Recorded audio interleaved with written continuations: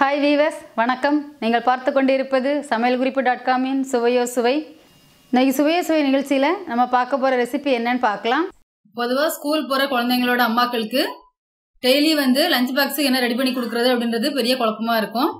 அப்படி குழப்பமாக இருக்கிறவங்களுக்கான சில லஞ்ச் பாக்ஸ் ரெசிபிஸ் நான் சொல்ல போகிறேன். இப்போ நம்ம முதல்ல பார்க்க போகிற ரெசிபி சில்லி இட்லி. அதுக்கு என்னென்ன பொருள் தேவைன்னு பார்க்கலாம். இட்லி 4, கட் பண்ண வெங்காயம் 1, குடமிளகா கட் பண்ணது 1, பூண்டு நறுக்குனது 2 ஸ்பூன், வெங்காயத்தாள் நறுக்குனது 2 ஸ்பூன், இஞ்சி பூண்டு paste 1 spoon, tomato sauce 1 spoon, chilli sauce 1 spoon, soya sauce 1 spoon, உப்பு தேவையான அளவு, எண்ணெய் தேவையான அளவு. சில்லி இட்லி எப்படி பண்ணுறதுன்னு பார்க்கலாம். அடுப்பை ஆன் பண்ணி கடாய் அடுப்பில் வைங்க. தேவையான அளவு எண்ணெய் ஊற்றிக்கோங்க. இட்லி பொரிக்கணும், கொஞ்சமாக பொரிக்கிறதுக்கு தேவையான அளவு எண்ணெய் ஊற்றுங்க.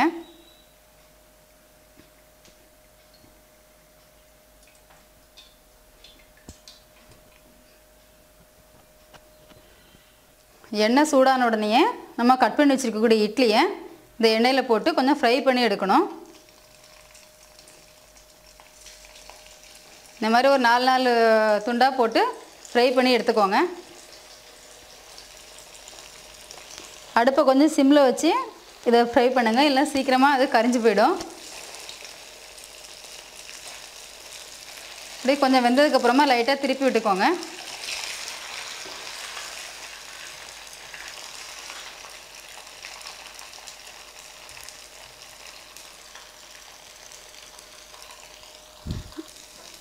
இப்போது இட்லி நல்லா ஃப்ரை ஆகிடுச்சு.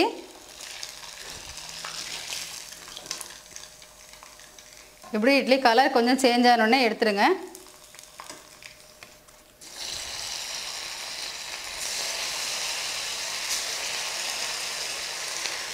இந்த மாதிரி 4 பீஸாக போட்டு பொரித்து எடுத்துக்கலாம்.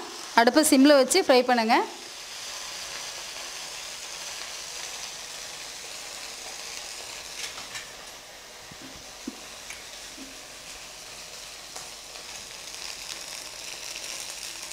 நல்லா ஃப்ரை ஆகிடுச்சு. இப்போ இட்லி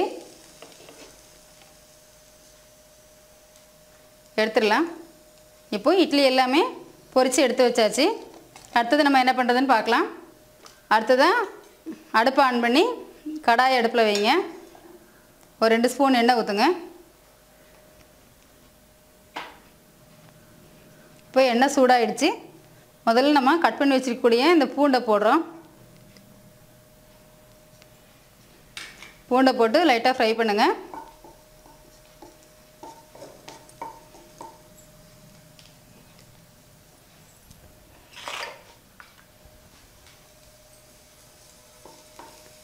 அடுத்ததாக நறுக்கி வச்சுருக்கக்கூடிய வெங்காயத்தை அதில் போட்டு ஃப்ரை பண்ணுங்கள்.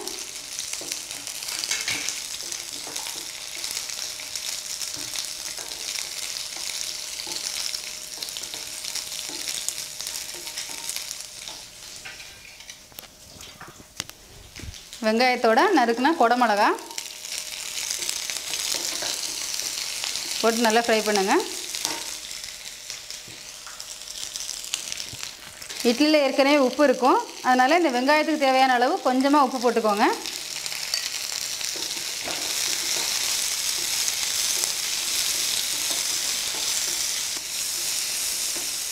இந்த குடமிளகா வெங்காயம் இதெல்லாம் போட்டு வதக்கிட்டு அது கூட எடுத்து வச்சு கூட இஞ்சி பூண்டு பேஸ்ட் சேர்த்து நல்லா வதக்கணும்.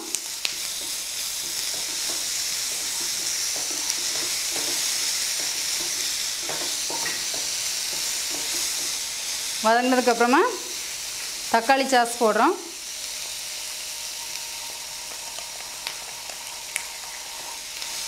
தக்காளி சாஸ்,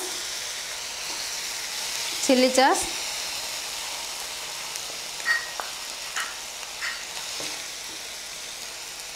அண்டு சோயா சாஸ்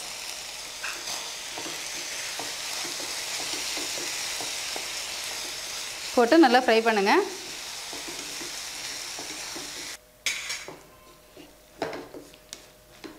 இது கூட நம்ம இப்போ ஃப்ரை பண்ணி வச்சு கூட இட்லியே போடுறோம்.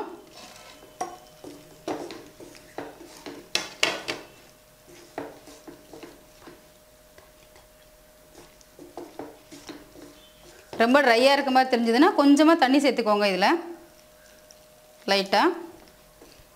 அப்போ கொஞ்சம் இன்னும் கொஞ்சம் லிக்விடாக இருக்கும், சாப்பிட்றதுக்கும் ஈஸியாக இருக்கும், பார்க்குறதுக்கும் நல்லாயிருக்கும்.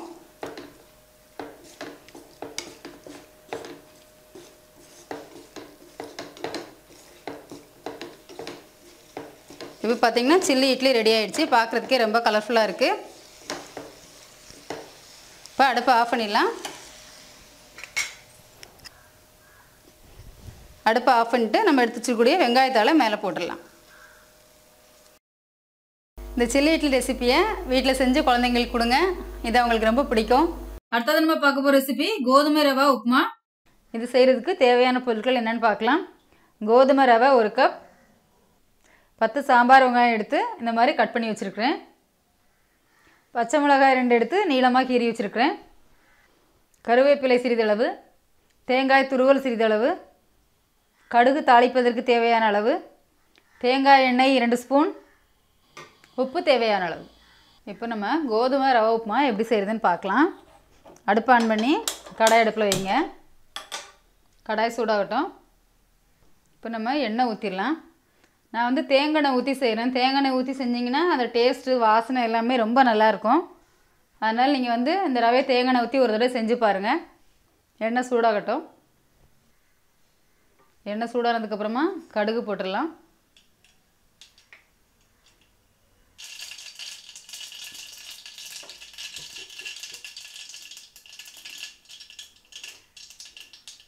கடுகு வெடிச்சிருச்சு.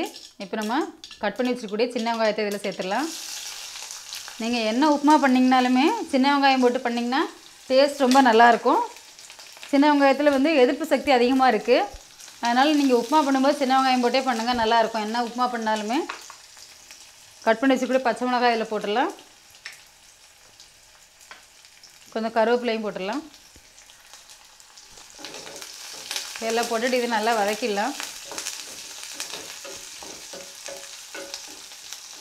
கோதுமை ரவை வந்து உடம்புக்கு ரொம்ப நல்லது, மற்ற ரவைகள்லாம் விட. சுகர் பேஷண்ட்டுக்கெலாம் வந்து இது ஒரு நல்ல டிஃபனாக இருக்கும். வெங்காயம் லைட்டாக கலர் மாறட்டும்.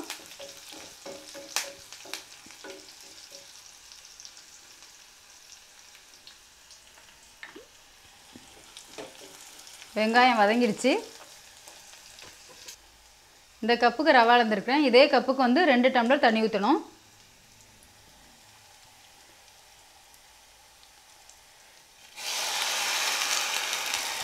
ஏன்னா இந்த ரவை வேகிறதுக்கு கொஞ்சம் தண்ணி அதிகமாக குடிக்கும், அதனால தான்.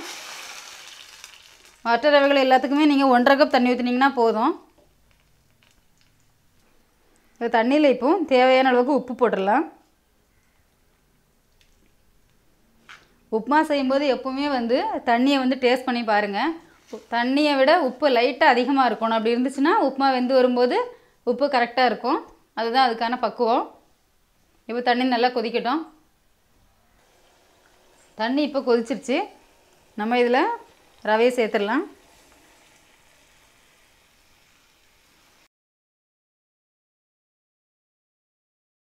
இந்த ரவையை நீங்கள் மொத்தமாக கொட்டினீங்கன்னா கூட இது வந்து கட்டியெல்லாம் விழாது, உதிரியாக தான் வரும். இப்போ இதோட நம்ம எடுத்து வச்சுக்கூடிய தேங்காய் துருவலையும் போட்டுடலாம். போட்டு இது நல்லா கிளறிடலாம். கிளறி இப்படி ஒரு கொதி கொதிச்ச உடனேயே அடுப்பை சிம்மில் வச்சுட்டு ஒரு 5 மினிட்ஸ் வச்சுருங்க. இப்போ வெந்துருச்சான்னு பார்க்கலாம். இன்னும் நல்லா வெந்துருச்சு. அவ்வளோ ஒரு கிளறிட்டு நீங்கள் பரிமாறிடலாம். ரொம்ப ட்ரையாக வேணும்னிங்கன்னா இன்னும் கொஞ்சம் நேரம் வச்சுருங்க, போதும்.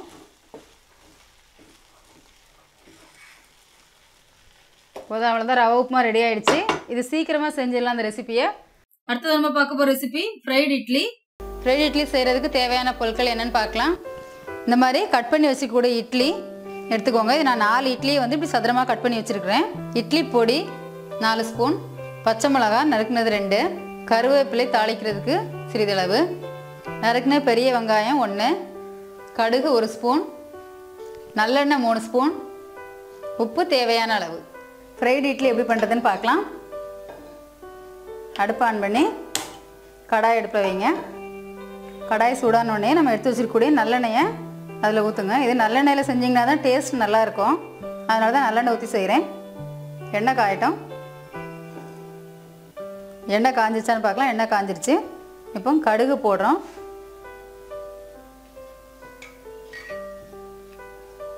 கடுகு நல்லா வெடிக்கட்டும்.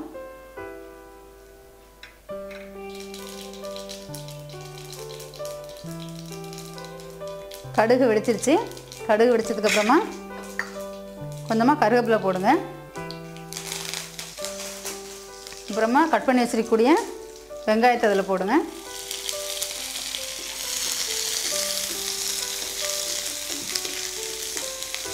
அப்புறமா நறுக்கி வச்சிருக்கக்கூடிய பச்சை மிளகாய்,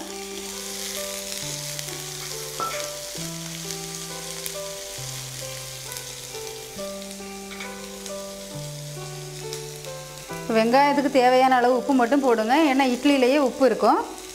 அதனால் வெங்காயத்துக்கு தேவையான அளவு உப்பு போட்டுருக்கேன். உப்பு போட்டு நல்லா வதக்குங்க.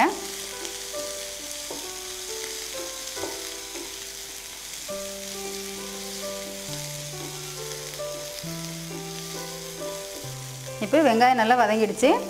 நம்ம கட் பண்ணி வச்சுக்கூடிய இட்லியை இதில் போடணும். போட்டு நல்லா வதக்குங்க.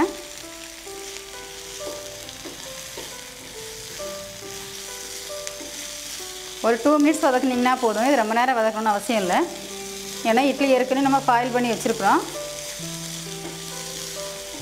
இப்போ ஓரளவுக்கு ஃப்ரை ஆகிடுச்சு. இதில் நம்ம இப்போ இட்லி பொடி போடணும். உங்களுக்கு எவ்வளோ காரம் தேவையோ அந்த அளவுக்கு இட்லி பொடி போட்டுக்கோங்க. நான் 2 ஸ்பூன் போட்டிருக்கிறேன். 4 இட்லிக்கு 2 ஸ்பூன் இட்லி பொடி போட்டிருக்கிறேன். இது 4 இட்லி போட்டு செய்கிறேன். இது ஒரு ஆள் சாப்பிட்றதுக்கான அளவு. நீங்கள் உங்களுக்கு எவ்வளோ தேவையோ அந்த அளவுக்கு சேர்த்து பண்ணிக்கோங்க. ரொம்ப ட்ரையாக இருக்க மாதிரி தெரிஞ்சதுன்னா கொஞ்சமாக ஆயில் இன்னும் கொஞ்சம் சேர்த்துக்கோங்க, 1 ஸ்பூன். இப்படி நீங்கள் பண்ணும்போது இட்லி ரொம்ப சாஃப்ட் ஆகிடும். சாப்பிட்றதுக்கும் ரொம்ப நல்லாயிருக்கும். இப்போ இட்லி பொடி, அந்த வெங்காயம், இட்லி எல்லாமே நல்லா மிக்ஸ் ஆகிடுச்சு. இது நல்லா டேஸ்டியாக இருக்கும் சாப்பிட்றதுக்கு. ஃப்ரைட் இட்லி ரெடி ஆகிடுச்சு. இதுக்கு மேலே நீங்கள் கொஞ்சமாக மல்லி இலை தூவி பரிமாறுங்க. அடுத்தது நம்ம பார்க்க போகிற ரெசிபி அடை தோசை. அடை தோசைக்கு தேவையான பொருட்கள் என்னென்னு பார்க்கலாம். சிறிதளவு மஞ்சள் தூள், 1 கப் கடலைப்பருப்பு, 1 கப் துவரம்பருப்பு, 1 கப் பச்சரிசி, 1 கப் புழுங்கல் அரிசி, காய்ந்த மிளகாய் 2, பெருங்காயத்தூள் சிறிதளவு, நறுக்கின வெங்காயம் 1, தேங்காய் சிறிதளவு, உப்பு சிறிதளவு, எண்ணெய் தேவையான அளவு, கருவேப்பிலை சிறிதளவு. அடை தோசை எப்படி செய்கிறதுன்னு பார்க்கலாம். இப்போது புழுங்கல் அரிசி, பச்சரிசி, துவரம்பருப்பு, கடலைப்பருப்பு இந்த 4ஐயுமே 1 மணி நேரம் ஊற வச்சுட்டு சற்று கரகரப்பாக அரைச்சிக்கணும். அதோடு அரைக்கும்போது கொஞ்சம் காஞ்ச மிளகாய் சேர்த்து அரைச்சிக்கோங்க. இப்போ ஊற வச்சுருக்க கூட அரிசி பருப்பு கூட காஞ்ச மிளகாய் சேர்த்து சற்று கரகரப்பாக அரைச்சி வச்சுருக்கிறேன். இதோட நம்ம கொஞ்சம் மஞ்சள் தூள், நறுக்கின வெங்காயம், தேங்காய் துருவல், கருவேப்பிலை, அண்ட் நமக்கு எவ்வளோ உப்பு தேவையோ அந்த அளவுக்கு உப்பு, தேவையான அளவு உப்பு போட்டுட்டு நல்லா மிக்ஸ் பண்ணுங்கள்.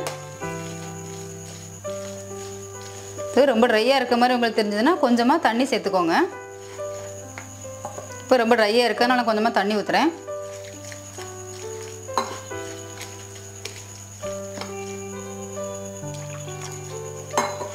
ஓரளவுக்கு தோசை மாவு பக்குவமாக இருக்கணும். இருந்தாலும் தோசை மாவு ரொம்ப தண்ணியாக இருக்க வேண்டாம்.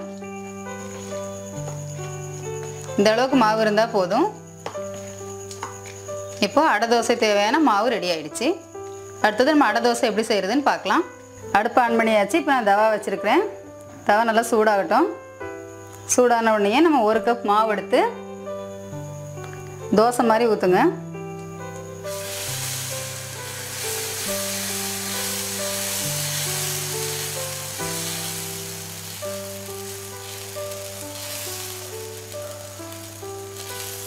சின்னதாக ஊற்றுங்க. அப்போ தான் நல்லா மொறுமொறுன்னு வரும். உங்களுக்கு எண்ணெய் எவ்வளோ தேவையோ அவ்வளோ ஊற்றிக்கோங்க. கொஞ்சம் நிறைய எண்ணெய் ஊற்றினீங்கன்னா நல்லா டேஸ்டியாக இருக்கும், நல்லா மொறுமொறுன்னு வரும்.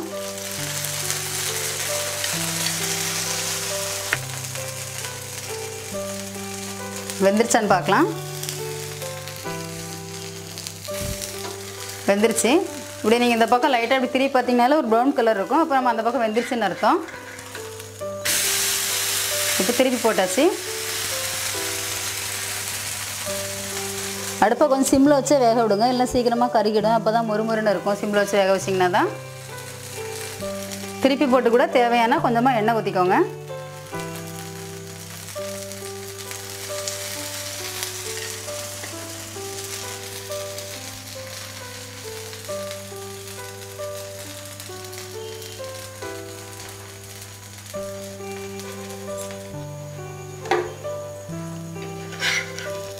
அடை தோசை வெந்துருச்சுன்னா இப்படி எண்ணெய் மேலே மிதந்து வரும் லைட்டாக. இப்போ வெந்துருச்சுன்னு அர்த்தம்.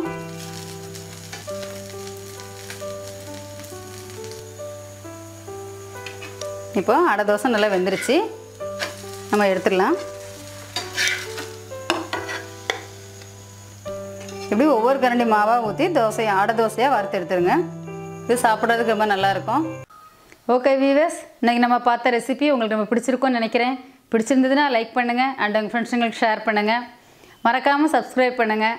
நன்றி, வணக்கம்.